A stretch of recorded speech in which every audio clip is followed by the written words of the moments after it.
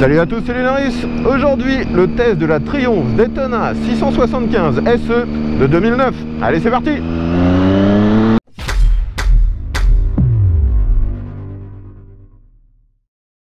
Les amis, j'ai une fois de plus le privilège d'avoir un abonné qui a fait vraiment beaucoup de route, alors qu'aujourd'hui en plus, bon vous le voyez, il fait beau, mais il fait vraiment froid. Il a fait 3 heures de route par 3 degrés pour me prêter cette machine. Merci encore à lui. Donc vous la voyez, il s'agit d'une machine absolument magnifique, une machine qui est clairement dans mes préférés au niveau esthétique, la Triumph Daytona 675 en finition SE. Alors si vous ne connaissez pas déjà la Daytona 675, je rappelle que chez Triumph, les Daytona, ce sont des sportives. Et d'ailleurs, cette 675 était la machine qui a inauguré la motorisation 3 cylindres 675 cm3, avant que ce moteur soit réutilisé par la suite sur les Street Triple. Aujourd'hui en plus j'ai la chance de tester une édition limitée, une édition spéciale, la version SE. Alors cette version SE n'a globalement aucune différence au niveau mécanique, c'est la même chose qu'une Daytona 675 de base, mais elle a un coloris spécial. Alors sur les premières années de la version SE, le coloris spécial était noir avec des jantes dorées, et en 2009 ils ont changé le coloris pour celle que vous voyez aujourd'hui, un blanc nacré avec tout le reste en bleu, et d'ailleurs elle a aussi le cadre qui est bleu, et je trouve ça vraiment magnifique. Très certainement une des plus jolies couleurs qu'ils aient pu proposer sur cette Daytona. Comme je le disais, cette machine est motorisée donc par le 3 cylindres 675 cm3. Aujourd'hui donc sur la version la plus puissante, la version sport en Daytona, ce moteur délivre 128 chevaux et la moto est très légère vu qu'elle est donnée pour un poids tout plein fait à peine 180 kg. Donc je vous l'ai dit, aujourd'hui j'ai la chance de tester cette machine dans une finition vraiment rare, et en plus la moto est quasiment d'origine. Elle a assez peu de modifications. Alors la première modification que vous voyez, c'est la bulle. Normalement on est bien sûr sur une bulle transparente. Aujourd'hui ça a été remplacé par un modèle qui a la même taille que celle d'origine, mais fumée, complètement même opaque. Et l'autre modification que vous pouvez entendre, il s'agit de l'échappement.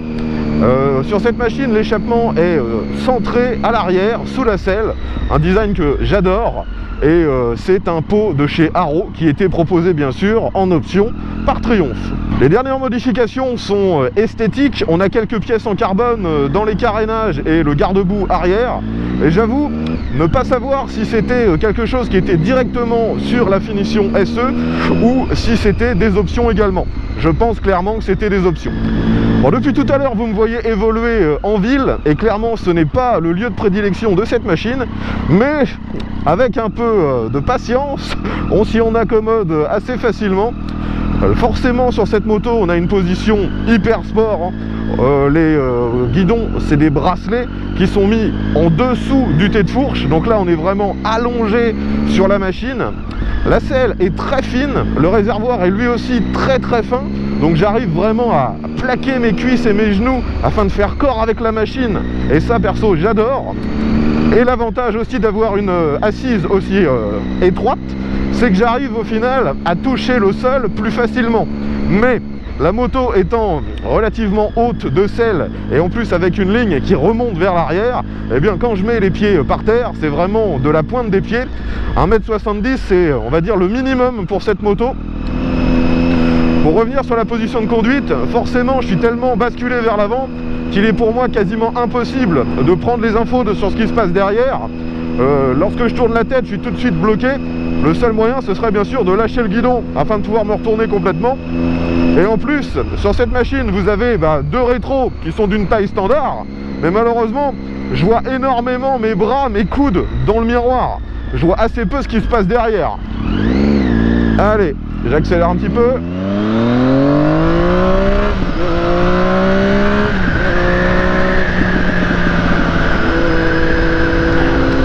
Ce moteur est vraiment agréable dès les bas régimes.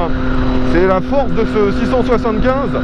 Forcément, avec une moto aussi fine, aussi petite, on n'a quasiment pas de protection aérodynamique en fait. la bulle est beaucoup trop courte. Elle sera efficace que sur piste si vous décidez de complètement vous reculer et de baisser la tête afin de mettre le casque dans le prolongement de la bulle. Mais sur une utilisation routière, dès que vous êtes à 60-70, il n'y a aucune protection. Alors, on arrive sur un virage à basse vitesse, là je suis en deuxième, à peu près 20 km/h, le moteur broute pas, c'est souple, et ça se manie avec aisance, mais forcément, on est juste limité en facilité par le guidon et la position de conduite, mais la moto est tellement légère et bien équilibrée qu'au final, ça passe quand même assez facilement. Si vous suivez mes vidéos régulièrement, vous reconnaissez les lieux. On est arrivé sur la route que j'utilise habituellement pour tester l'accélération. Je rappelle donc les caractéristiques de cette machine. Un moteur de 128 chevaux pour un poids tout plein fait qui est aux alentours des 180 kg, peut-être même un petit peu en dessous. Aujourd'hui, on est sur une machine qui est quand même encore un petit peu à l'ancienne. Il n'y a pas d'aide électronique, il n'y a pas d'ABS, il n'y a pas de traction control. Maintenant, on va essayer de se faire plaisir et de survivre. Allez, c'est parti.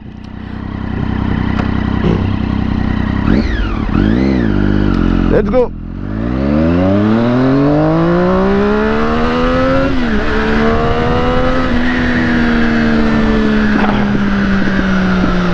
Alors les amis, je ne sais pas exactement si je suis arrivé à 100 parce que le compteur de vitesse est tellement bas que j'ai pas réussi à le lire. Alors je vais recommencer, je ne sais pas à quelle vitesse je suis arrivé.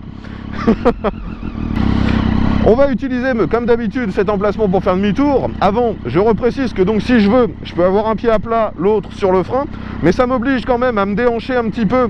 Je peux pas rester parfaitement sur la selle.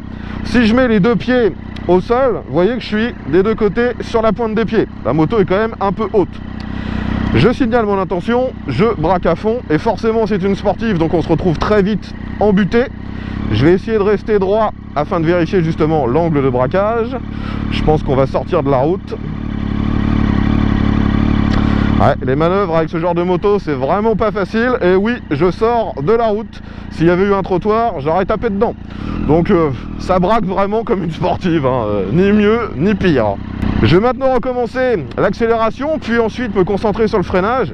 Je vais essayer de me concentrer un peu sur ma vitesse, mais j'avoue que c'est pas facile, parce qu'il faut vraiment que je sorte complètement la tête de ma trajectoire pour baisser les yeux et voir la vitesse qui est affichée, vous le voyez, tout en bas.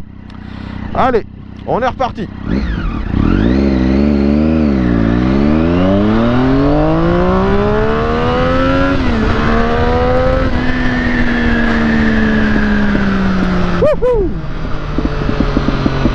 Allez, maintenant je freine, frein arrière se freine pas mal, le frein avant, est bon, mais j'ai l'impression aujourd'hui que ce qui nuit à la précision du freinage, c'est les deux leviers qui ont été remplacés. Là, vous voyez, c'est des leviers réglables, ça a l'air d'être des pièces chinoises comme on voit assez souvent, et j'ai l'impression que ces deux leviers en fait m'enlèvent du ressenti. Lorsque je commence à freiner un peu de l'avant, il y a une zone un peu morte où j'ai pas vraiment de feeling. Et ensuite, là par contre, ça pile d'un seul coup. C'est au final même assez brutal sur le frein avant. C'est très similaire à ce qu'il y a sur la Street Triple R, qui elle aussi est très brutale lors des freinages un peu appuyés. Bon, au niveau des performances, vous l'avez vu, ça marche très bien. C'est un moteur qui monte assez haut dans les tours. Et faut pas hésiter à monter très haut dans les tours si vous voulez vraiment toutes les perfs. Ça reste une machine sportive, et si vous le désirez, l'avantage de ce moteur, c'est qu'il est quand même agréable à bas et mi-régime. Là je suis en 6ème à 60 à peu près 3000 tours, et vous voyez qu'il n'y a pas de problème. Si je veux réaccélérer, ça reprend direct. Ce moteur permet vraiment de cruiser. Sur cette machine, les commodos sont assez identiques à ce qu'il y avait bien sûr sur les autres Triumph de la même époque. On a les commodos de base, tout ce qui est l'éclairage à gauche, démarreur, coupe-circuit à droite. Et la particularité, c'est que les plastiques sont un peu arrondis sur les bords. On voit que ça fonctionne encore très bien. Les seules parties qui ont un peu vieilli sont tout ce qui est en plastique rouge. Ça a un petit peu blanchi. Le compteur, lui, est, on va dire, très orienté piste, hein. On a en gros notre compte-tour à aiguille, en dessous la vitesse, comme je vous le disais tout à l'heure. Après, on a sur le côté un écran à cristaux liquides qui peut vous donner quand même pas mal d'infos. On a une horloge, on peut avoir la consommation instantanée, consommation moyenne.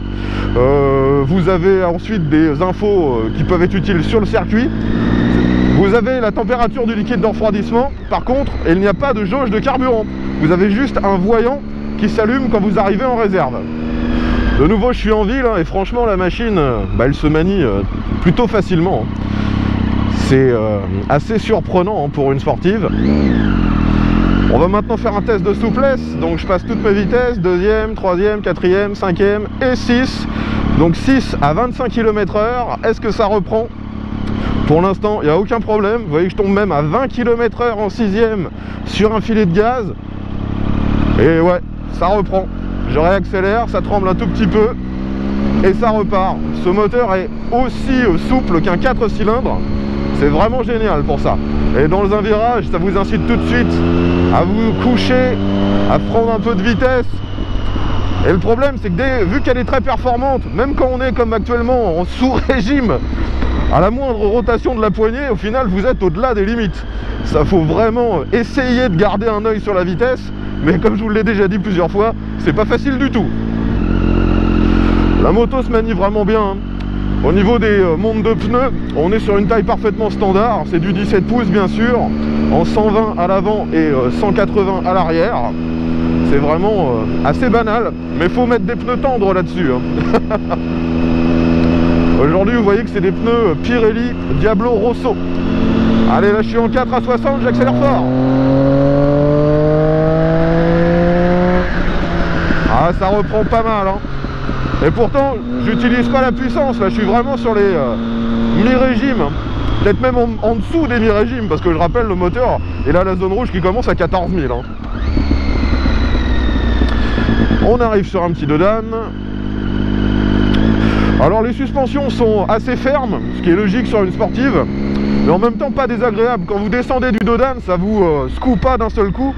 À l'avant, on a une suspension bien sûr en fourche inversée qui est réglable. À l'arrière, c'est un mono-amortisseur qui est lui aussi réglable. J'avoue ne pas connaître par contre la marque qui est derrière ce matériel. Là, je vais essayer de prendre ce Dodan un tout petit peu plus vite. Ouais, si vous essayez d'aller trop vite, à l'arrière, ça vous secoue quand même pas mal. Hein. Allez, je réaccélère.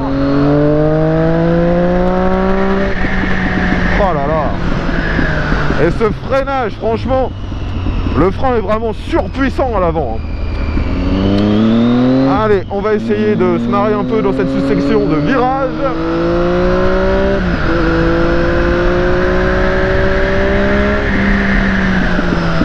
En fait, il y a tellement de force sur le frein avant que j'ose pas l'utiliser à fond.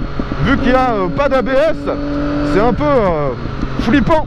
J'ai toujours l'impression que aujourd'hui sur une route un peu fraîche et par endroits grasses, parce qu'on est en automne, hein, il peut y avoir de la boue, des feuilles, j'ai toujours peur que d'un seul coup le pneu se mette à bloquer.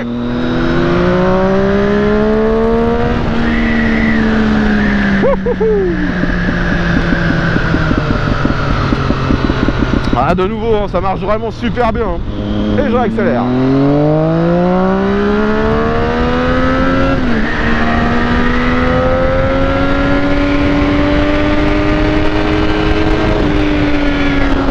Franchement, ce moteur, quand on l'utilise dans les tours, on a l'impression qu'il s'arrêtera jamais.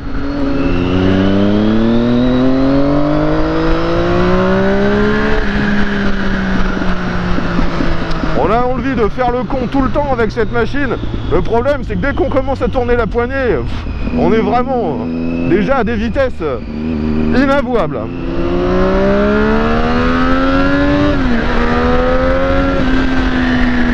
Bon, vous avez pu le voir, quand on commence à monter ce moteur dans les tours, on a un petit shift light qui s'allume avec des lumières bleues. C'est plutôt sympa. Et au final, bah, c'est vraiment utile parce que c'est peut-être le seul indice visuel qui arrive à rentrer dans votre champ de vision quand vous êtes en train de faire le con. Allez, on va aller faire un tour sur l'autoroute.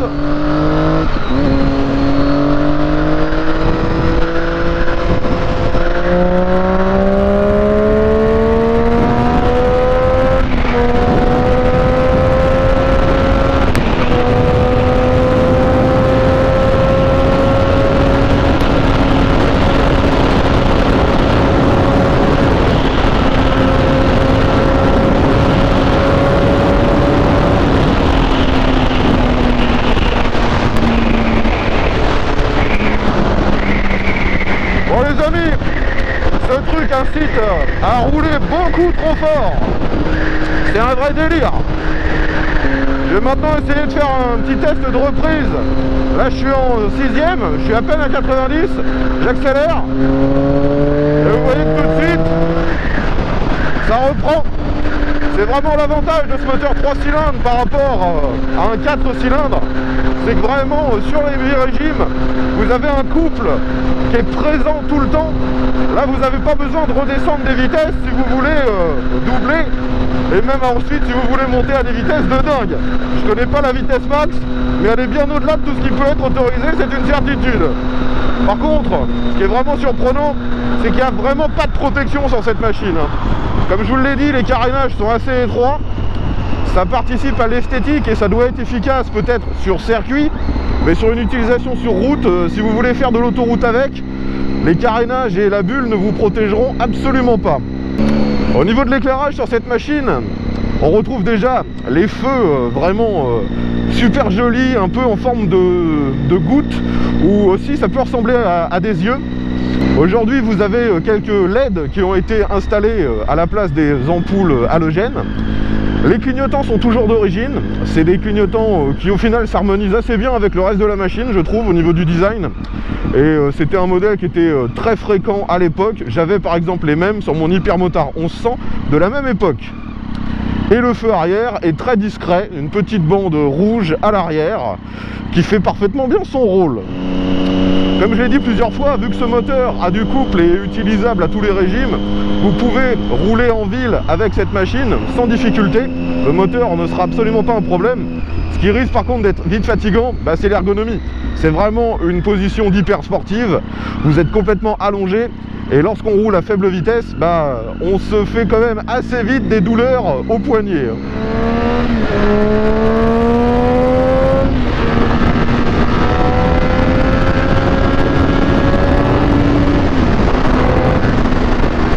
Clairement, cette machine est d'une stabilité, d'une efficacité, c'est délirant.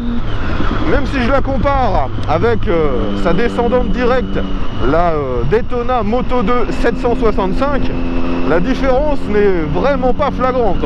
Bon, de toute façon, je pense qu'au niveau dynamique, vous l'avez compris, cette machine est encore parfaitement au niveau de ce qui se fait de mieux à l'heure actuelle. Maintenant, parlons un petit peu des autres aspects de cette machine. Tout d'abord, au niveau pratique, ça va être vite fait de résumer, vu que les aspects pratiques, il n'y en a aucun. On peut démonter la selle, vous avez un petit verrouillage qui marche bien sûr avec la clé de contact, comme sur toutes les autres motos. Ça vous permet d'ailleurs de démonter la selle conducteur, mais en dessous, vous avez juste l'accès à la batterie. Il n'y a aucun rangement. Ensuite, au niveau de la consommation, vous pouvez voir que là actuellement l'afficheur m'indique une conso moyenne de 6,8 litres au 100, ce qui me paraît assez logique pour une machine qui monte autant dans les tours et qui de toute façon vous imposera de par son comportement et son côté jouissif à l'utiliser quand même pas mal dans les tours. Comme je vous l'ai dit, maintenant on est sur une moto qui a une douzaine d'années et je peux constater que la cote de cette machine au fil du temps ne bouge que très peu. Déjà, les Daytona 675 sont encore assez recherchés parce qu'il n'y a pas eu de réelle descendante chez Triumph, il n'y a pas eu d'autres sportives après celle-ci. Il y a eu bien sûr la Moto 2 765, mais c'était une édition limitée à 765 exemplaires. Donc autant dire une rareté qui fait qu'on dira que le modèle n'a pas réellement existé sur le marché commercial. Et de plus, on est sur une peinture édition limitée sur cette version SE bleue et blanche. Donc clairement, le tarif d'une édition comme j'ai aujourd'hui est encore assez élevé et ne baisse absolument pas. Je pense que tant que Triumph ne fera pas une autre Daytona de moyenne cylindrée, le tarif ne fera qu'augmenter. Une machine comme j'ai aujourd'hui, en bon état, encore d'origine, ça se négocie entre 8 et 9 000 euros. Ça peut sembler cher quand on compare au prix des autres sportives concurrentes de la même époque, mais clairement, il semblerait que celle-ci c'était juste la meilleure de l'époque en termes d'agrément. Parce que vous avez de la puissance, vous avez aussi la possibilité de l'utiliser sur route d'une manière bien plus efficace et facile que ses concurrentes directes de l'époque. Donc je comprends vraiment que cette machine garde une cote très élevée. De plus, on a aussi l'esthétique que personnellement j'adore, qui rend cette machine encore actuellement très désirable. Enfin voilà les amis, je pense avoir fait le tour des caractéristiques de cette Daytona SE de 2009. Si vous avez des questions, mettez ça dans les commentaires. Si vous possédez cette moto, que ce soit en version normale ou en version SE, peu importe, ou si vous l'avez possédée par le passé, dites-nous comment ça s'est passé pour vous, l'expérience avec cette machine. Est-ce que vous avez eu des problèmes? Est-ce qu'il y a des choses à vérifier en priorité lors d'un éventuel achat d'une machine d'occasion? Ce sera intéressant d'avoir votre retour d'expérience, vu que, comme je l'ai dit, les tarifs restent relativement élevés. Ce serait dommage d'avoir une machine pas très bien entretenue. Je tiens encore à remercier le propriétaire de cette machine, de s'être déplacé vraiment de loin, alors qu'en plus la météo ne s'y prêtait pas vraiment, je vous dis, il fait vraiment froid ce matin. Merci à lui d'être venu. Et d'ailleurs, je reprécise que l'ensemble des tests sur ma chaîne sont faits en collaboration avec mes abonnés. Donc si comme lui, vous disposez d'un véhicule que vous aimeriez me voir tester en vidéo, eh bien contactez-moi, tous les moyens de le faire sont dans la description. Je rappelle que mon lieu de tournage se trouve en Normandie, dans la région de Rouen. Je vais maintenant m'empresser d'aller rendre ce petit bolide à son propriétaire avant de faire une connerie avec. Et je vous remercie bien sûr d'avoir regardé cette vidéo dans son intégralité. Si elle vous a plu, pensez à mettre un petit pouce vers le haut, partagez-la sur les réseaux sociaux, abonnez-vous si ce n'est pas déjà fait, et on se dit à bientôt pour un nouveau test. Allez, bye à tous.